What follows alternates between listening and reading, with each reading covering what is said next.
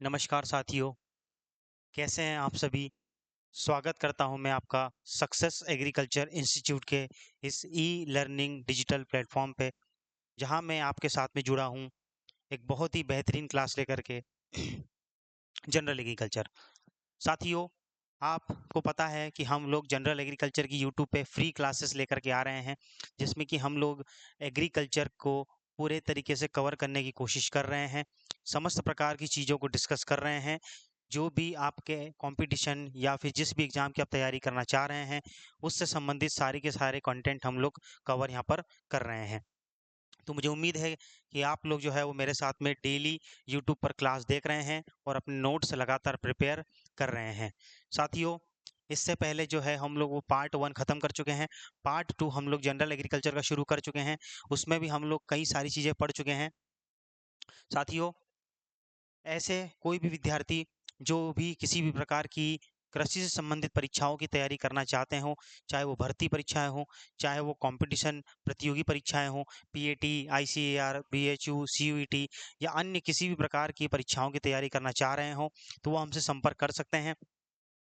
नीचे आपको हमारे संस्था सक्सेस एग्रीकल्चर इंस्टीट्यूट के बारे में डिटेल में आपको दिया गया है, जिसमें कि आपको समस्त प्रकार की जानकारी मिल जाएगी। आपको कॉन्टैक्ट नंबर दिया गया है, आप उस पे संपर्क कर सकते हैं और आपको यहाँ पर ऑफ़लाइन जो है वो एड्रेस भी दिया गया है। अगर कोई भोपाल के आस-पास कोई विद्यार्थी रहता है, तो वो हमसे भोपाल में आकर भी हमसे बात कर सकता है। साथियों, अब हम लोग जो है वो आगे बढ़ेंगे और हमारी चीज़ों को कवर करने की कोशिश करेंगे।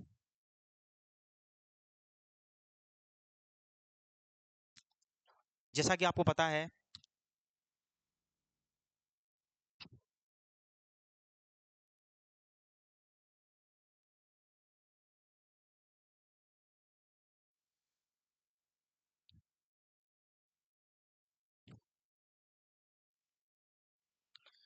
जैसा कि आपको पता है कि प्रीवियस क्लास में, इससे पहले की क्लास में हम लोग जो है वो इस पीडीएफ को शुरू कर दिए थे और हम लोग जो है वो इस आई ए आर आई तक पहुंच गए थे।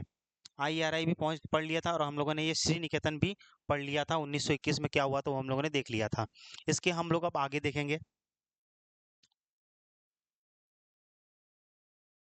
अब हम लोग देखेंगे कि वर्ष 1929 में क्या हुआ। आपको पता है कि हम लोग जो है वो कृषि का आधुनिक इतिहास देख रहे हैं। इससे पहले हम लोग कृषि का प्राचीन इतिहास, एंशियंट हिस्ट्री ऑफ एग्रीकल्चर देख चुके हैं। अब हम लोग देख रहे हैं मॉडर्न हिस्ट्री ऑफ एग्रीकल्चर। तो इसमें क्या क्या हुआ था हम लोग धीरे धीरे देख रहे हैं। वर्ष 1929 में क्या हुआ था? Establishment of Indian council of agricultural research, ICAR. ICAR इसको हिंदी में कहते हैं भारतीय भारतीय कृषि अनुसंधान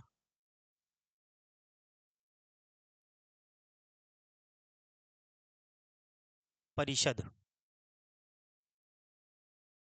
भारतीय कृषि अनुसंधान परिषद। देखिए, एग्रीकल्चर में जितनी भी चीज़ें होती हैं, चाहे वो इंस्टीट्यूट हो, चाहे वो यूनिवर्सिटी हो, चाहे जितने भी प्रोजेक्ट चलते हैं, डायरेक्टरेट हैं, जितने भी ब्यूरो हैं, वो सब किसके अंतर्गत चलते हैं? इस आईसीएआर के अंतर्गत ही चलते हैं। हमारे एग्रीकल्चर का सबसे जो इम्पेरियल इंस्टीट्यूट है, सर्वोच्च जो संस्था है वो है आईसीएआर। इसको कहते हैं Indian council of agriculture research. इसको कहते हैं, शॉर्ट फॉर्म में पूछा जाता है, आईसीएआर। ये कहाँ पर है? न्यू दिल्ली में है। भारतीय कृषि अनुसंधान परिषद, भारतीय कृषि अनुसंधान परिषद, ठीक है। उसके बाद में क्या होता है? 1942, वर्ष 1942 में क्या हुआ है?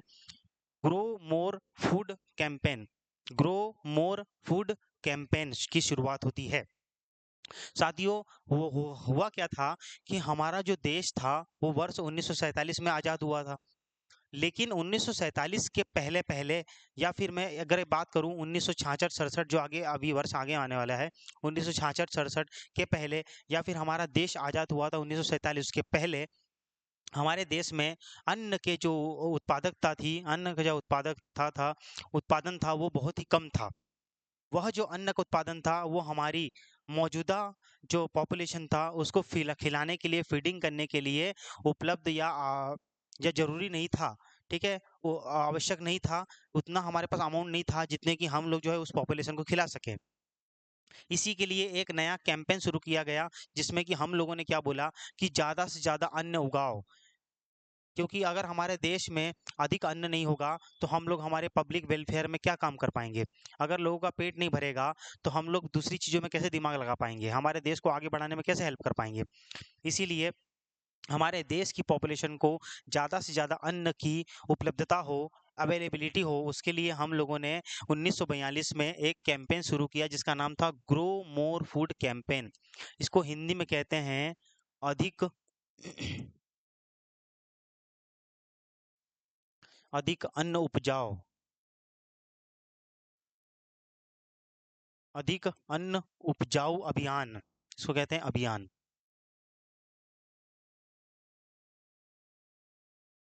अधिक अन्न उपजाओ अभियान मतलब कि ज़्यादा से ज़्यादा अन्न को उगाओ या उपजाओ।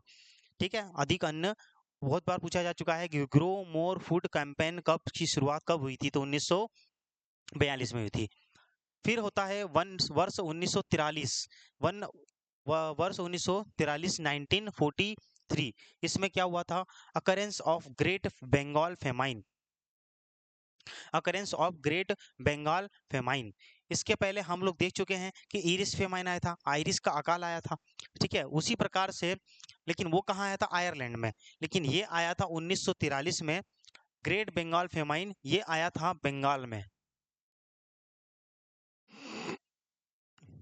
बंगाल में आया था। किस फसल में आया था, राइस, राइस यानी कि पैडी, इसको पैडी भी कहते हैं और हिंदी में कहते हैं धान। राइस की फसल, पैडी की फसल या धान की फसल या चावल की फसल में ये ग्रेट बंगाल फेमाइन आया था। बंगाल में क्या हुआ था, 1943 में एक बहुत ही भीषण अकाल पड़ा था, जिसमें कि क्या हुआ था, आपको पता है कि धान का सबसे ज्यादा उत्पादन कहाँ होता है, पश्चिम बंगाल में होता है। सबसे ज्यादा एरिया और प्रोडक्शन धान का कहाँ पर है, पश्चिम बंगाल में है। लेकिन 1943 में क्या हुआ था, धान में एक बीमारी लग गई थी, उसको कहते हैं ब्राउन स्पॉट ऑफ राइस, यानी कि धान का भूरा धब्बा रोग। हिंदी में कहते हैं धान का भूरा धब्बा रोग, जिसकी वजह से क्या हुआ था, वहां पर धान की जितनी फसल थी वो सब की सब क्या हो गई थी, बर्बाद हो गई थी। धान की फसल पूरी की पूरी क्या हो गई थी, बर्बाद हो गई थी, जिसके कारण क्या हुआ था, जो धान का जो सप्लाई था, सप्लाई मैनेजमेंट पूरा का पूरा बिगड़ गया था। और कई लोग इस अकाल के कारण, भूखमरी के कारण मृत्यु भी हो गई थी, कई लोगों की मर भी गए थे लोग। ठीक है, तो ये जो बंगाल का फेमाइन आया था, ये कब आया था, 1943 में। इसको कहते हैं occurrence of great Bengal famine, Hindi में कहते हैं बंगाल का अकाल, इसको कहते हैं बंगाल का अकाल, बंगाल का अकाल। ठीक है, उसके बाद क्या होता है, 1948, 1948 में क्या होता है, Etawah pilot project by Albert Mayer. Albert Mayer नाम के व्यक्ति ने इटावा पायलट प्रोजेक्ट की शुरुआत की। इटावा, आपको पता होगा, इटावा उत्तर प्रदेश में एक जगह का नाम है, इटावा। ये इटावा एक जिले का नाम है, उत्तर प्रदेश में एक जिला है जिसका कि नाम क्या है, इटावा। इस इटावा में एक योजना की शुरुआत की थी, प्रोजेक्ट था इटावा पायलट प्रोजेक्ट। किसने शुरुआत की थी, अल्बर्ट मेयर ने। ठीक है, इस इटावा पायलट प्रोजेक्ट का भी वही उद्देश्य था कि लोगों के जीवन में सुधार लाना, लोगों की जो लाइफ स्टाइल है उसको बदलना, जो वहाँ के रोजगार के साधनों को बढ़ाना। ठीक है, महिलाओं की शिक्षा को सुनिश्चित करना, बच्चों की शिक्षा को सुनिश्चित करना, बच्चों में जो कुपोषित हैं, कुपोषण है उसको सुधारना। इसके मुख्य उद्देश्य के लिए, इस उद्देश्य के लिए क्या चालू किया गया था, Etawah pilot project by Albert Mayer. उसके बाद क्या होता है, 2 अक्टूबर 1952, 2 अक्टूबर 1952 को क्या हुआ था, community development programme, community development programme was started. इसको हिंदी में कहते हैं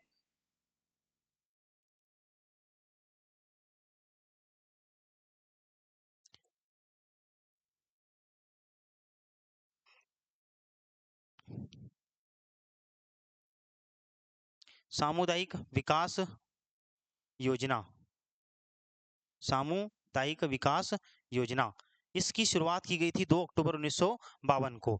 आपको पता है कि 2 अक्टूबर को ही क्यों किया गया, क्योंकि 2 अक्टूबर को महात्मा गांधी का जन्मदिन आता है, उनका बर्थडे आता है, तो उसी के दिन इस योजना की शुरुआत की गई थी। ठीक है, साथियों, आपको एक बात ध्यान रखना है, एग्जाम में क्वेश्चन या तो डायरेक्ट पूछ लेता है या तो फिर घुमा के पूछेगा। अब देखिए, आपको पता है कि इटावा पायलट प्रोजेक्ट और बंगाल फेमाइन के बीच में एक फर्क दिख रहा होगा आपको, कि यह जितनी भी चीजें हो रही थी, ये जितनी भी चीजें हो रही थी, ये हो रही थी 1947 के पहले। ठीक है, 1947 के पहले, मरा हमारे मतलब कि हमारे देश के आज़ाद होने के पहले की जितनी भी इवेंट हुए थे, घटनाएं हुई थी, वो 1947 के पहले पहले हुई थी। लेकिन 1947 के बाद, हमारे देश के आज़ाद होने के बाद कौन कौन सी घटना हुई थी, वो अब हम लोग पढ़ रहे हैं। एग्जाम में ये पूछा जाता है कि निम्नलिखित में से कौन सी घटनाएं, इवेंट हमारे जो देश के आज़ाद होने के पहले, पोस्ट इंडिपेंडेंस या प्री इंडिपेंडेंस, ठीक है, अगर ये पहले हुआ तो इसको बोलते हैं प्री इंडिपेंडेंस, और अगर ये बाद हुआ तो इसको बोलते हैं पोस्ट इंडिपेंडेंस। आज़ादी के पहले और आज़ादी के बाद में। तो community development programme was started, यानी कि सामुदायिक विकास योजना की शुरुआत की गई। कब की गई? 2 अक्टूबर 1952 को। समुदाय क्या होता है? समुदाय आपको पता ही है, जो हमारा हम लोग अगर एक व्यक्ति हैं तो हम लोग सिंगल पर्सन हो जाते हैं, एक व्यक्ति। लेकिन जब हमारा एक पूरा का पूरा परिवार हो जाता है, बहुत सारे लोग जुड़ जाते हैं, एक ही लेवल के जुड़ जाते हैं, तो हम लोग उसको बोल देते हैं कम्युनिटी या समुदाय। तो उसी का डेवलपमेंट के लिए प्रोग्राम लाया गया, जिसका नाम क्या था? कम्युनिटी डेवलपमेंट प्रोग्राम, सामुदायिक विकास योजना। क्लियर हो गया? तो इस स्लाइड में हम लोगों ने कई सारी चीजें पढ़ ली है। इसमें हम लोगों ने सबसे पहले पढ़ा कि 1929 में क्या हुआ था? भारतीय कृषि अनुसंधान परिषद की स्थापना कहाँ पर हुई थी? न्यू दिल्ली में हुई थी। 1942 में क्या हुआ था? ग्रो मोर फूड कैंपेन, मतलब कि अधिक अन्न उपजाओ अभियान चलाया गया था। कब चलाया गया था? 1942 में। 1943 में क्या हुआ था? ग्रेट बंगाल फेमाइन, यानी कि बंगाल में एक भीषण अकाल पड़ा था, जिसको कि बोलते हैं बंगाल का अकाल। किस में पड़ा था? राइस की फसल में, चावल की फसल में। कहाँ पर? बंगाल में पड़ा था। ये तो हो गई थी प्री इंडिपेंडेंस, यानी कि इंडिपेंडेंस के पहले पहले वाली बात। इंडिपेंडेंस के बाद क्या क्या हुआ था? सबसे पहले 1948 में क्या हुआ था? Etawah pilot project by Albert Mayer. आपको ये डिटेल में कोई नहीं पूछेगा कि इटावा पायलट प्रोजेक्ट में क्या हुआ था, आपको सिर्फ ये याद करना है कि इटावा पायलट प्रोजेक्ट आया था। कब आया था? 1948 में। कौन लाया था? Albert Mayer. ठीक है। 2 अक्टूबर 1952 को क्या होता है? कम्युनिटी डेवलपमेंट प्रोग्राम, यानी कि सामुदायिक विकास योजना की शुरुआत हुई थी। ठीक है, चलिए, अगर आपको इसका स्क्रीनशॉट लेना है तो आप ले सकते हैं।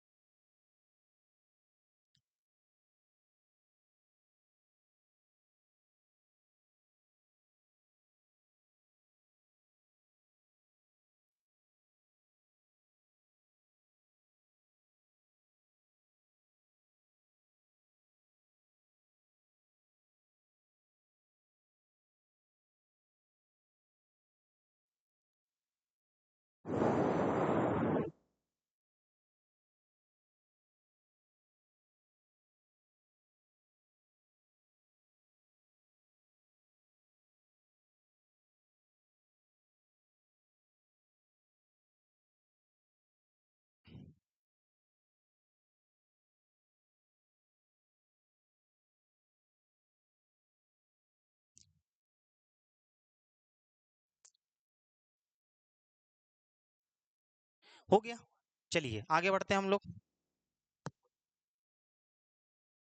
उसके बाद में क्या हुआ? उसके बाद में आता है वर्ष 1957। वर्ष 1957, वर्ष 1957 में क्या होता है? ऑल इंडिया कोऑर्डिनेटेड मेज इम्प्रूवमेंट प्रोजेक्ट वॉस स्टार्टेड, मतलब कि अब जो है शुरुआत हो चुकी है। अब जो है वो शुरुआत हो चुकी है, मतलब कि कृषि में भी धीरे धीरे सुधार होने लग गए हैं।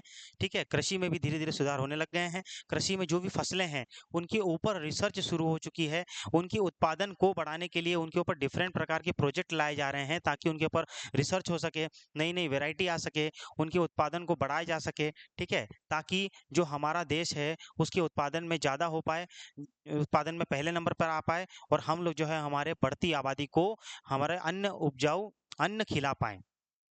अन्न उगा भी लें और अन्न खिला भी लें, और अगर बच जाए तो इसको हम लोग क्या कर दें, एक्सपोर्ट भी कर दें।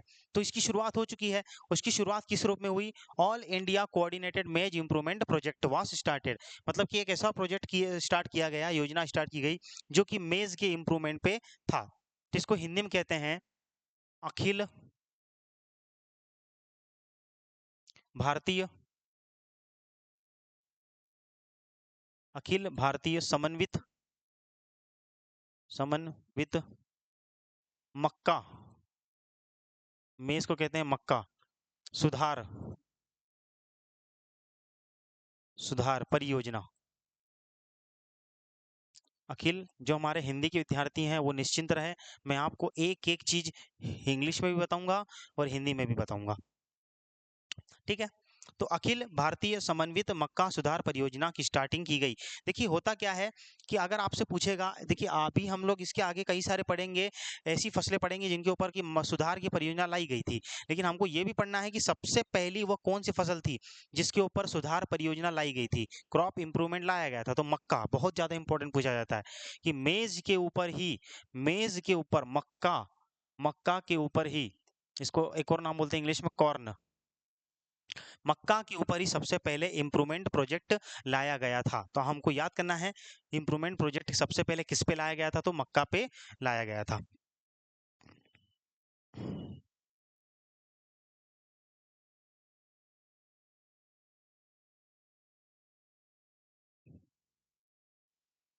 उसके बाद में क्या आता है, अक्टूबर 1958।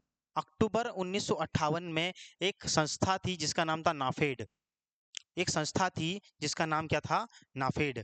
इस संस्था का नाम था नाफेड। इसका फुल फॉर्म है national agriculture cooperative marketing federation.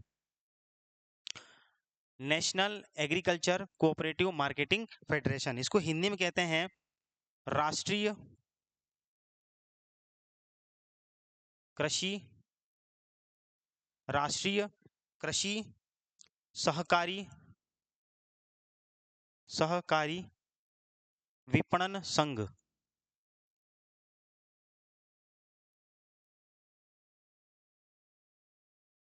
राष्ट्रीय कृषि सहकारी विपणन संघ, ठीक है? तो हमको याद करना पड़ेगा कि किसकी स्थापना हुई थी, नाफेड, एक national agricultural cooperative marketing federation, राष्ट्रीय कृषि सहकारी विपणन संघ की स्थापना हुई थी। एज इट इज हमको याद करना है, पूछा जाता है नाफेड, नाफेड या फिर फुल फॉर्म का दे देगा और उसके पूछेगा कि इसकी स्थापना कब हुई थी, तो अक्टूबर 1958 में। अगला क्या था, 2 अक्टूबर 1959, 2 अक्टूबर 1959, 1959, 2 अक्टूबर 1959, पंचायती राज, बहुत बहुत ज्यादा important, Panchayati Raj three tier system on the recommendation of Balwant Rai Mehta committee inaugurated in Nagaur district of Rajasthan. ठीक है, पंचायती राज था। पंचायती राज की व्यवस्था लाई गई थी, कब लाई गई थी, 2 अक्टूबर 1959 को। ये थ्री टायर सिस्टम था। थ्री टायर सिस्टम को हम लोग पहले समझ लेते हैं, लेकिन उससे पहले हम लोग ये समझ लेते हैं कि बाकी चीजें क्या क्या है। थ्री टायर सिस्टम मतलब कि त्रिस्तरीय योजना। थ्री टायर सिस्टम का मतलब होता है त्रिस्तरीय योजना। ये किसकी रिकमेंडेशन पे, एक बलवंत राय मेहता कमेटी बैठी थी, उसने ये रिकमेंडेशन या सिफारिश की थी कि हमारे देश में पंचायती राज आना चाहिए, एक त्रिस्तरीय एक योजना आना चाहिए। और इस योजना को सबसे पहले कहाँ पर अप्लाई किया गया, नागौर डिस्ट्रिक्ट ऑफ राजस्थान, राजस्थान के नागौर नामक जिले पे सबसे पहले इस योजना को सबसे पहले अप्लाई किया गया था, यानी कि शुरुआत की गई थी।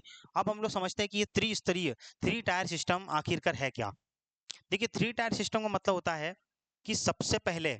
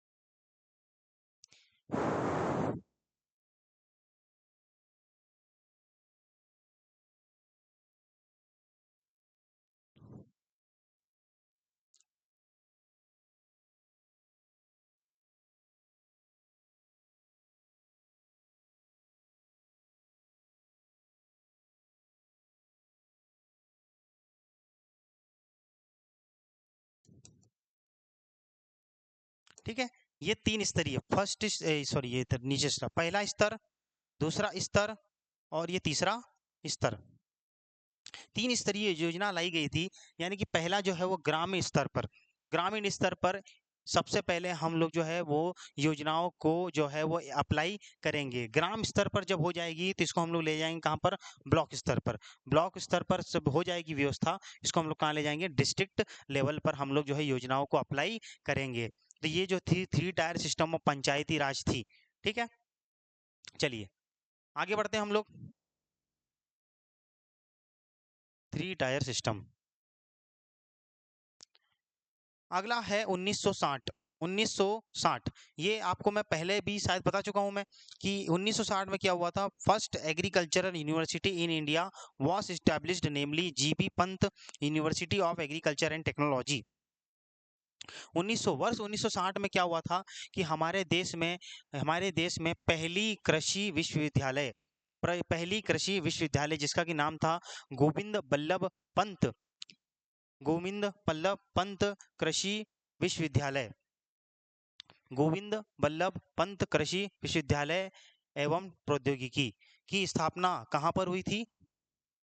इसकी स्थापना जो हुई थी वो हुई थी पंतनगर। आपको पता ही होगा, हम लोग पहले पढ़ चुके हैं, नहीं पता होगा तो आप लोग लिख लो कि इसकी स्थापना कहाँ हुई थी, पंतनगर। ये पंतनगर कहाँ पर है, पंतनगर जो है वो जिला है, कहाँ पर है, उत्तराखंड में है। पंतनगर जो है वो उत्तराखंड में एक स्थान है। GB Pant, GB Pant, GB का मतलब होता है गोविंद बल्लभ, गोविंद बल्लभ। तो पहले ही कृषि से संबंधित विश्वविद्यालय की स्थापना कब हुई थी, 1960 में। कब हुई थी, 1960 में। सब लोग अपनी जगह पर बोलेंगे 1960 में। तो हम लोगों ने जो है वो इस स्लाइड पर कई सारी चीजें देख ली है कि वर्ष, सबसे पहले वर्ष 1957 में क्या हुआ था। वर्ष 1957 में क्या हुआ था, ऑल इंडिया कोऑर्डिनेटेड मेज इंप्रूवमेंट प्रोजेक्ट वाज स्टार्टेड, यानी कि अखिल भारतीय समन्वित मक्का सुधार परियोजना की शुरुआत हुई थी। ठीक है, ये मक्का के ऊपर एक परियोजना लाई गई थी उसके सुधार के लिए। फिर होता है वर्ष 1958 महीना अक्टूबर, किसकी स्थापना हुई थी, नाफेड यानी कि national agriculture cooperative marketing federation की स्थापना हुई थी। राष्ट्रीय कृषि सहकारी विपणन संघ की स्थापना हुई थी। उसके बाद में क्या हुआ था, 2 अक्टूबर 1959, 2 अक्टूबर 1959 को क्या हुआ था, पंचायती राज लाया गया था। पंचायती राज के अंतर्गत क्या सिस्टम था, 3 टायर सिस्टम, त्रिस्तरीय योजना। किसकी सिफारिश पर था, बलवंत राय मेहता कमेटी, बलवंत राय मेहता कमेटी ने। और इस 3 टायर सिस्टम को सबसे पहले कहाँ पर अप्लाई किया गया, तो inaugurated in Nagaur district of Rajasthan, Rajasthan के नागौर नामक जिले पे इसको अप्लाई किया गया। एक और यहाँ पर एक चीज मैं आपको एक और बता दूं, इसको आप लोग नोट्स में लिख लीजिए, इसमें नहीं लिखा है,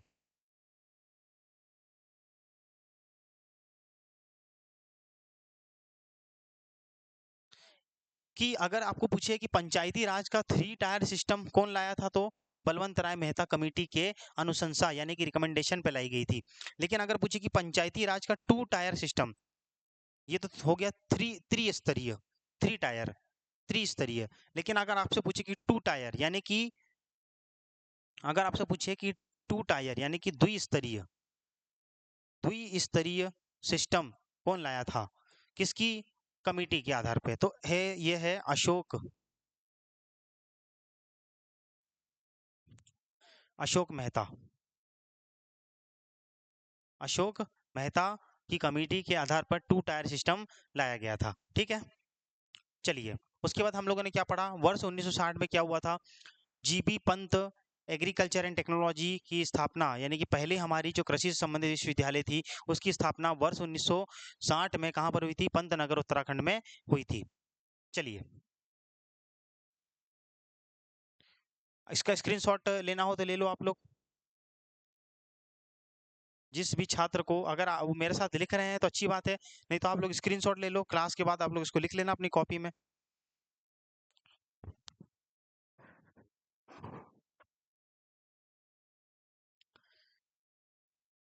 ले लिया स्क्रीनशॉट। चलिए, तो अभी तक हम लोग जो है कई सारी चीजें पढ़ चुके हैं। अब आपके पास में 5 मिनट का समय है। आप लोग जो है वो अभी तक हम लोगों ने जितना भी पढ़ा है ऊपर से लेकर, मतलब कि आज का नहीं, आज ये जो हम लोगों ने पार्ट 2 में जितना भी पढ़ा है, उसके बाद आपके पास 5 मिनट का समय है, उस पूरे को रिवाइज करिए। 5 मिनट के बाद हम लोग आगे बढ़ेंगे, ठीक है?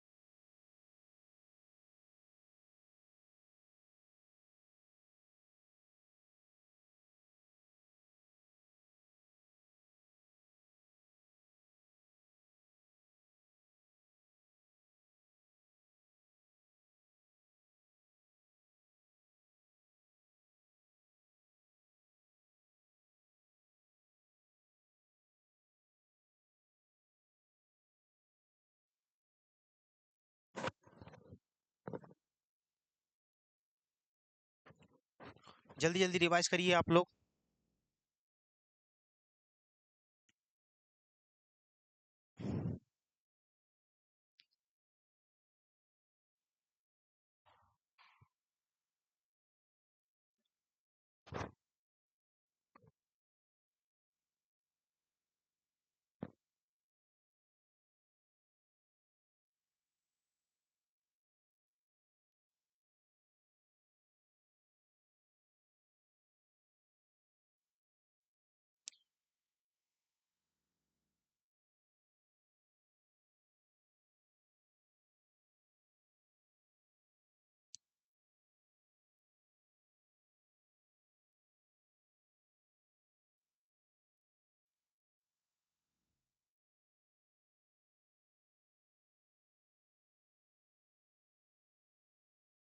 चलिए, आगे बढ़ते हैं हम लोग। अब देखिए उसके बाद में क्या होता है, उसके बाद में क्या होता है, वर्ष 1963 में, अभी तक हम लोग वर्ष 1960 तक पढ़ चुके हैं। उसके बाद में क्या होता है, वर्ष 1963 में नेशनल सीड कॉरपोरेशन, इसको बोलते हैं शॉर्ट फॉर्म में एनएससी, नेशनल सीड कॉरपोरेशन, राष्ट्रीय बीज निगम, हिंदी में कहते हैं राष्ट्रीय बीज निगम, राष्ट्रीय बीज निगम की स्थापना हुई थी। साथियों, जैसा कि आपको पता है कि हमारे एग्रीकल्चर में अगर किसी भी फसल की बुवाई करने की जरूरत पड़ती है तो हम लोग लगता है बीज, बीज की क्वालिटी को सुनिश्चित करने के लिए, बीज की क्वालिटी को सुनिश्चित करने के लिए, या फिर सीड की, बीज की सप्लाई मैनेजमेंट को सुधारने के लिए, कि कहीं पर कोई एक्स्ट्रा स्टॉक तो नहीं रख रहा है, या फिर उसकी कालाबाजारी तो नहीं हो रही है, या फिर उसकी क्वालिटी में कोई गड़बड़ी तो नहीं हो रही है, कोई उसमें मिलावट तो नहीं कर रहा है। जी हाँ, बीजों में भी मिलावट होती है। जब आप लोग आगे बढ़ेंगे, यहाँ से पढ़ेंगे, बीज में भी मिलावट होती है, पर खराब बीज तो नहीं आ रहे हैं, खरपतवारों के बीज तो नहीं मिक्स हो रहे हैं, बीजों की क्वालिटी का स्टैंडर्ड क्या होगा, उस पे कौन कौन से कितनी प्यूरिटी होगी, जर्मिनेशन कैपेसिटी कितनी होगी, उस जर्मिनेशन कैपेसिटी वालों को कौन सा टैग लगाएंगे, उसको कौन सा टैग लगा करके, कई प्रकार के टैग होते हैं, उसकी मान्यता क्या होगी, मानक क्या होंगे, स्टैंडर्डाइजेशन कैसा होगा, इन सब का ध्यान कौन रखता है, नेशनल सीड कॉरपोरेशन, एनएससी, राष्ट्रीय बीज निगम इसकी देखभाल करता है। तो इसकी स्थापना कब हुई थी, 1963 में। उसके बाद में क्या होता है, वर्ष 1966, वर्ष 1966 में क्या हुआ था, initiated high yield variety programme, इसको बोलते हैं शॉर्ट फॉर्म में, बहुत बहुत ज़्यादा important, HYVP, HYVP, high yielding variety programme, high yielding variety programme. इसको हिंदी में कहते हैं उच्च उच्च उपज, उच्च उपज किस्म योजना, उच्च उपज किस्म योजना। मतलब कि कुल मिला के इसका मतलब इस योजना में क्या किया गया था कि हमको यानी कि वैज्ञानिकों को ऐसी वैरायटी का निर्माण करना था जो कि अत्यधिक उपज देने वाली हो। ठीक है, हमको पता है कि भाई हमारे पास जो जमीन है वो तो निश्चित है, उतनी ही है, उससे ज्यादा नहीं होने वाली है। तो उस सीमित जगह पर अगर हमको अत्यधिक उपज लेना है, अगर हमको उस सीमित जगह पर अत्यधिक उपज लेना है, तो हम लोग को ऐसी वैरायटी बनानी पड़ेगी जिनकी की उपज ज़्यादा हो, जिनकी उपज क्या हो, ज़्यादा हो, वो अदर वैरायटी से ज़्यादा उत्पादन दे पाए, तभी तो हमारा उत्पादन बढ़ेगा, तभी तो किसानों को भी फायदा होगा। ये जो हम लोग आज डबल फार्मर इनकम की बात करते हैं, किसानों की आय डबल करने की, तो किसानों की आय डबल ऐसे ही नहीं हो जाएगी। कैसे होगी? अगर हम लोग जो है वो सही प्रकार के कृषि की टेक्नोलॉजी लगाएं, या फिर अच्छे बीज लगाएं, या फिर अच्छी वैरायटियों की बीज लगाएं जो अत्यधिक उपज दे रही हो। तो उसके लिए प्रोग्राम कौन सा स्टार्ट किया गया था 1966 में, HYVP, high yielding variety programme. ठीक है, उसके बाद में क्या हुआ था, बहुत ज़्यादा इम्पोर्टेंट, 1966-67, 1966 और 67, ये साल तो आपके दिमाग में छप ही जाना चाहिए, क्योंकि इसमें बहुत ज़्यादा इम्पोर्टेंट इवेंट हुआ था, जिसको बोलते हैं, सभी लोगों ने सुना सुना होगा, ग्रीन रेवोल्यूशन, यानी कि हिंदी में कहते हैं हरित क्रांति, हरित क्रांति। मैंने आपको आपको याद होगा, इससे पहले मैं आपको जब बता रहा था तो मैं कह रहा था आपको कि 1966-67 या फिर 1947, यानी कि आज़ादी के पहले, या फिर इस ग्रीन रेवोल्यूशन के पहले जो है वो हमारे देश में जो खाद्यान्नों का था उत्पादन बहुत ही कम था। ठीक है, तो ये चिंता का विषय था कि हम लोग जो है हमारी बढ़ती आबादी को अन्न कैसे उपलब्ध करवा पाएं। तो इसके लिए क्या लाया गया, ग्रीन रेवोल्यूशन की स्टार्टिंग किया गया। ग्रीन रेवोल्यूशन के लिए देखिए यहाँ पर स्टार्टिंग तो पहले हो गई थी, एक साल पहले ही, 66-67 में, HYVP, high yielding variety programme. ठीक है, ऐसी वैरायटी बनाओ जो अधिक उपज देने वाली हो। ग्रीन रेवोल्यूशन में बेसिकली इसी पे ध्यान दिया गया था कि हमको ऐसी वैरायटी बनानी है जो अत्यधिक उपज देने वाली हो, जिसमें कीट कम लगे, जिसको खरपतवार कम से कम नुकसान पहुंचा पाए, जिसको कम से कम पानी में वो फसल अच्छा उत्पादन दे पाए। तो ये ग्रीन रेवोल्यूशन का मुख्य उद्देश्य यही था। यहाँ पर कुछ इंपॉर्टेंट बातें हैं, आप लोग एक्स्ट्रा पॉइंट करके लिख सकते हैं कि father of green revolution, father of green revolution, अगर इन वर्ल्ड बोले यानी कि विश्व में, इन विश्व में, तो कौन है भाई? Doctor N E doctor N E Borlaug. कौन थे? Doctor N E Borlaug.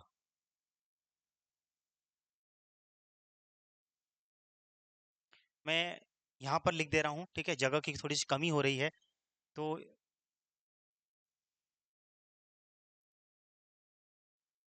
आप लोग इसको लिख लीजिए। Father of green revolution in world, world यानी कि विश्व, कौन थे? Doctor N E Borlaug. ठीक है, हिंदी में क्या लिखेंगे? हिंदी में लिखेंगे इसको, विश्व में, विश्व में हरित क्रांति के पितामह कौन है? डॉक्टर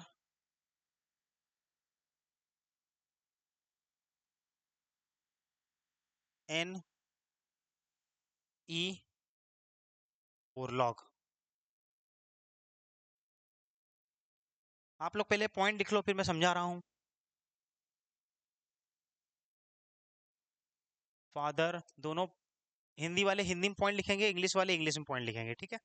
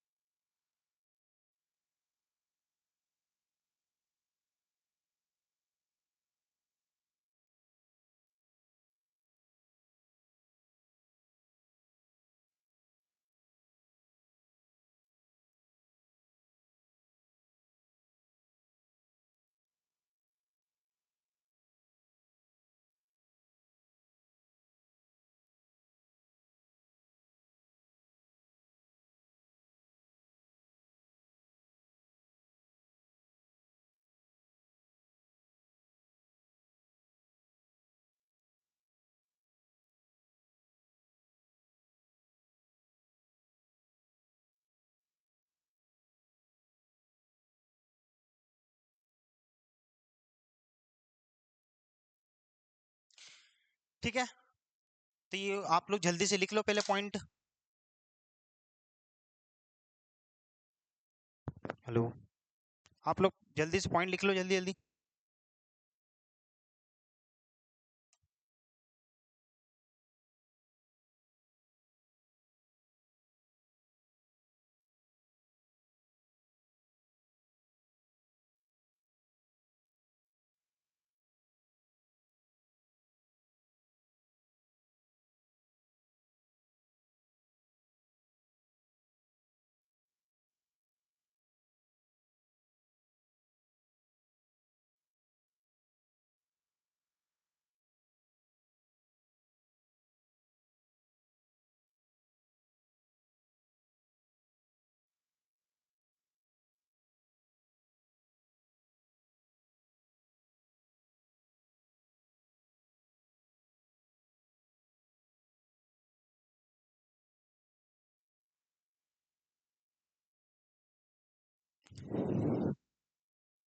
चलिए, तो अब हम लोग समझते हैं कि ये जो पॉइंट लिखवाए हैं मैंने, ये है क्या। देखिए, हम लोग बात कर चुके हैं कि 1900, आपको दिख रहा होगा शायद, या भी देख लिया होगा, 1966-67 में क्या हुआ था, ग्रीन रेवोल्यूशन का स्टार्टिंग हुई थी, यानी ग्रीन रेवोल्यूशन या हरित क्रांति की शुरुआत हुई थी। तो हम लोग ये पता करना पड़ेगा कि इस हरित क्रांति की शुरुआत की किसने थी।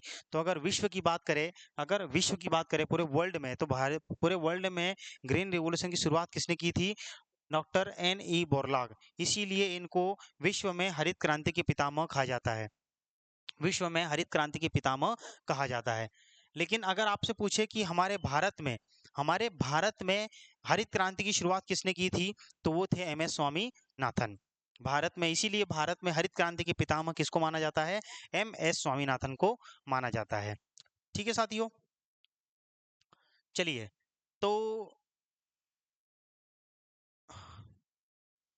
तो हम लोग जो है वो ग्रीन रेवोल्यूशन तक पढ़ लिए हैं। इसके आगे का जो भी कंटेंट है वो हम लोग कल देखेंगे साथियों।